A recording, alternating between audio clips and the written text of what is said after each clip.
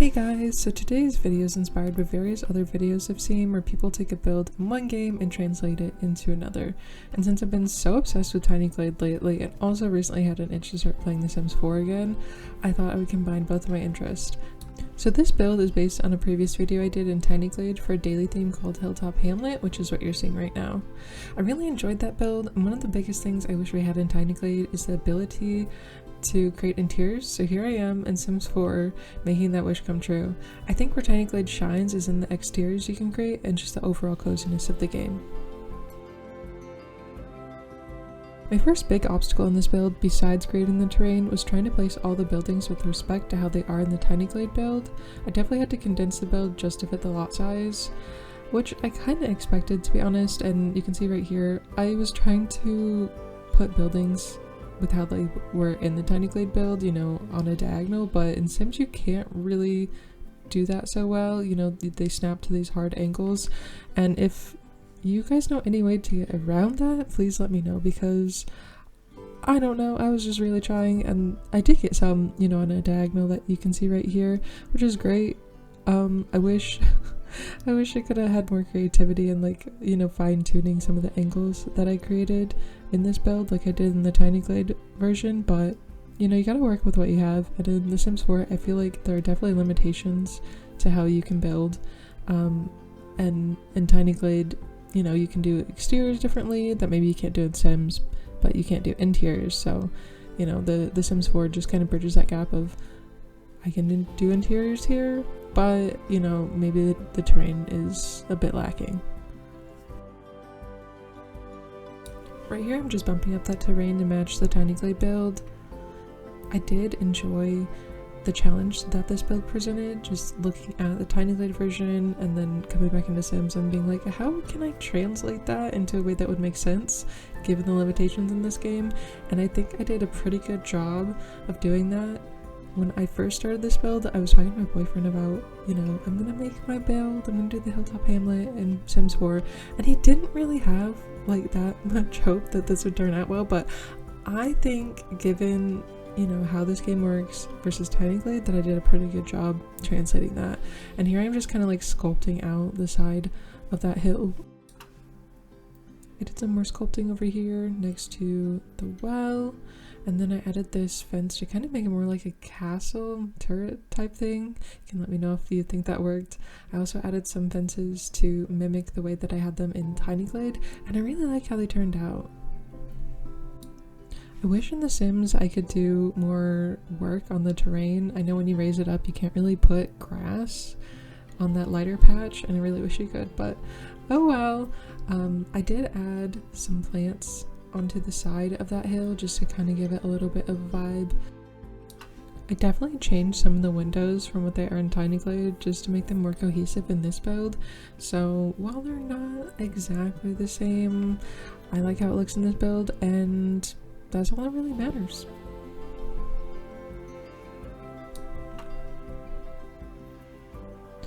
Here I am adding more of that fencing, just trying to tie it together like it is in the game. I also started pulling a bunch of trees over here and populating it so, you know, you can get more of like a forest feel. I wanted to make it feel like this hamlet is just like in the middle of the forest in the best way that I could, so I'm just, you know, filling in that back area.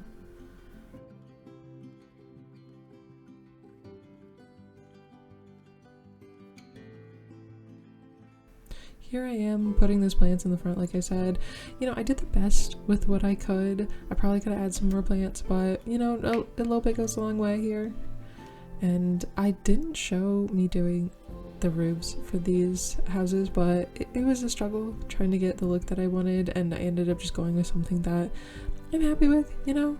I feel like it doesn't translate that well in Tiny Glade with how small I actually made the hamlet, you know, and the houses in there, because when I started making The Sims, I was thinking, oh my gosh, these are so tiny, these are like micro homes, so a lot of them are just like a one-person home. Maybe you could get 2 Sims in there if you added like bunk beds, but I don't really know. Most of these are probably like 1 to 2 people max. I think it just kind of brings out some of the charm, you know, just trying to imagine what would be inside of my Tiny Glade houses, and in The Sims you can, you know, I brought that to life. So I'm just doing the best with what I have, and maybe the next build I'll choose a Glade that I made bigger houses, but this one I do like the challenge, you know, of just making these tiny homes.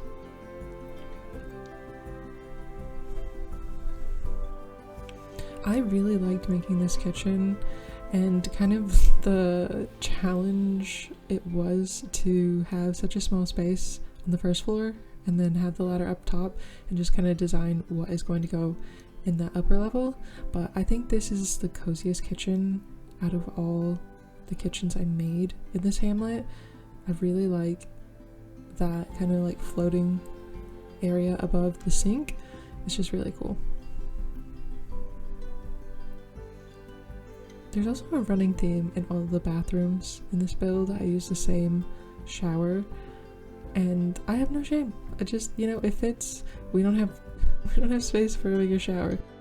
I also know that a lot of these spaces are kind of sparsely decorated. You know, I have like the bare minimum. I was going for more of like the overall vibe than putting all the little bits and bobs out there. Decorating, you know, like the kitchen or the living room, things like that. So please don't knock me for that, you know, I'm just getting the general vibe. Maybe if I actually played this with my sim that I created, I would put more things in there for him to do, but for right now it's just kind of like the vibe, you know, like I got beds, got sofas, got the kitchen, got your necessities.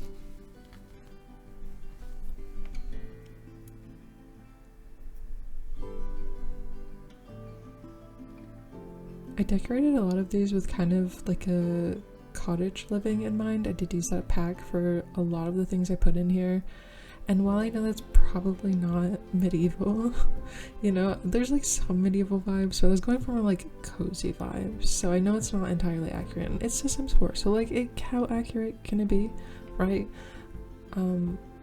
So it is a lot of like cottage stuff, but I think it kind of gives it like an antique feeling.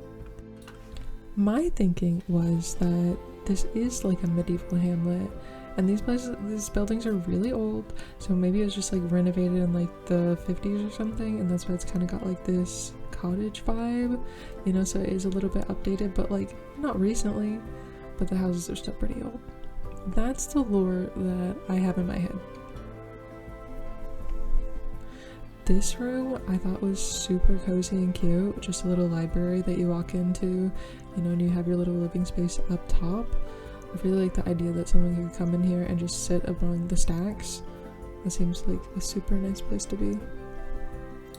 I also gave all of the houses a different color scheme, so this one has a yellow theme. The one before this had more of like a darker theme with that really dark wood, and I kind of wanted to liven this one up with the yellow. As I'm watching this back, I also realized that I did not give adequate space for this house to have a living room or dining room, so I don't really know where the Sims would eat since they don't have like a chair and a table to sit and eat at. Seems like a problem for later me if I use this house to play in, but I don't think I would. I think I like some of the other buildings better than this one, but if I did use this one, I probably would put a table and chair because I do feel bad. I would feel bad if the Sim didn't have somewhere to sit and eat. I like this upstairs space. I kind of had to get creative with where I was going to put like the bathroom, and then there was that extra room that I made into a library, and then that hallway's kind of like awkward. Maybe that could be where I put like a table and chair for someone to eat, but right now I just kind of left it vacant. I do like the idea that there's two libraries in this connected house. You know, there's one up here and then the neighbor has one, but maybe they could share them since they have that hallway that connects the two buildings.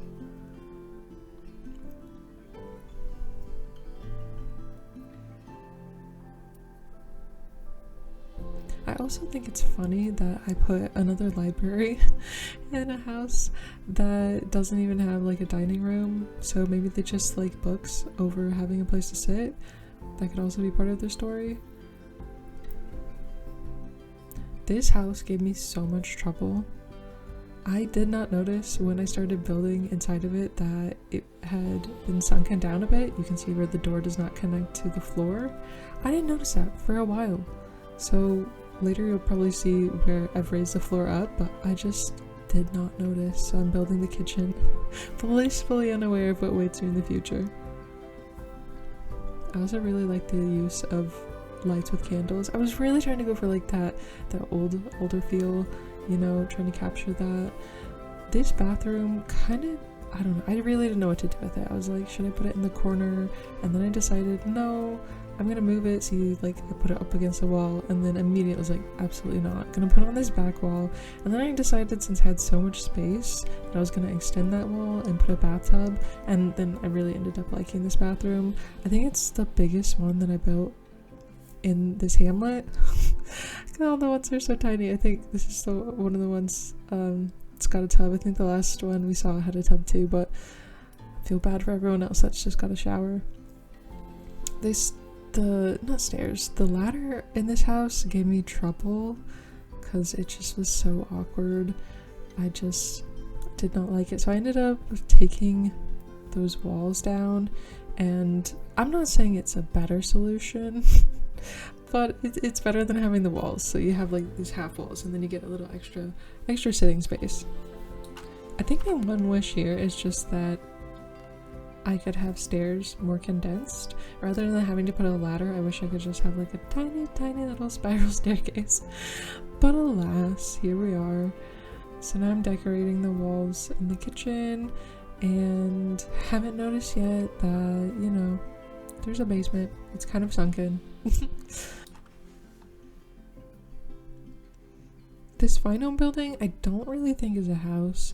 I think it's more of like a watchtower is kind of how I was viewing it. Like, I did give it a kitchen, give it a little sitting area, but there aren't any bedrooms in here. You know, I did give it a bathroom just because I like to think that someone, you know, they work here, they need a bathroom, maybe they want to make a, you know, lunch there, but they don't live here. It's just kind of like a little watchtower for the Hamlet.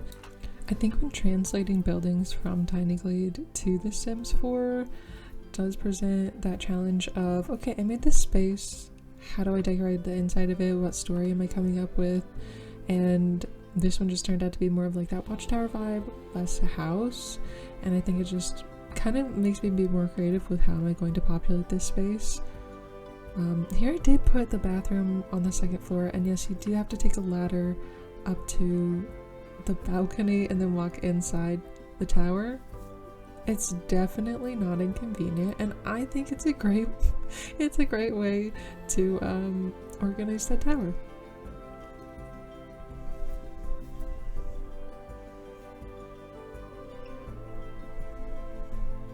I probably should have added windows to the third story of the tower, but listen, my tower in Tiny Glade didn't have them, so I was like, you know what, I'm not gonna add them in this one, and that's how I'm gonna get away with it.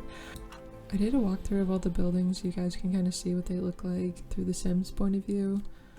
I really like to do these walkthroughs. I just feel like it makes it more real, and I wish that I could do this in Tiny Glade. You know, I know there is that walking feature where you can walk around and look at your buildings, but it's just not the same if you can't walk inside them, and I love being able to just see the spaces that I've created up close. I mean, I don't know, the wallpaper and that kitchen are just my favorite. And this little library, just the cute little space that's created, it's so cozy, and I really do enjoy this apartment. It is a bit darker and drab, but I think it has a charm to it. Walking into this next space, we see that library, and I love just kind of the gothic nature of it. Also, just such the stark difference of this house versus the last one of how bright it is. Okay, so that, now the bathroom's dark, but the yellow is nice. The yellow is nice. It's a nice change. And you can see that I fixed the floor in here, so now we're not like walking into a basement. This house is a bit older. I like to think that it's just not kept up as well, so it's a little bit different than the other ones that we looked at. Now we're at the last building. I really liked how everything came together in this build. I definitely look forward to doing more of my Tiny Glades to Sims 4 because it just presents such a unique challenge. Anyways, thanks for watching. I hope you enjoyed it, and maybe you'll do your own Tiny Glade to Sims 4.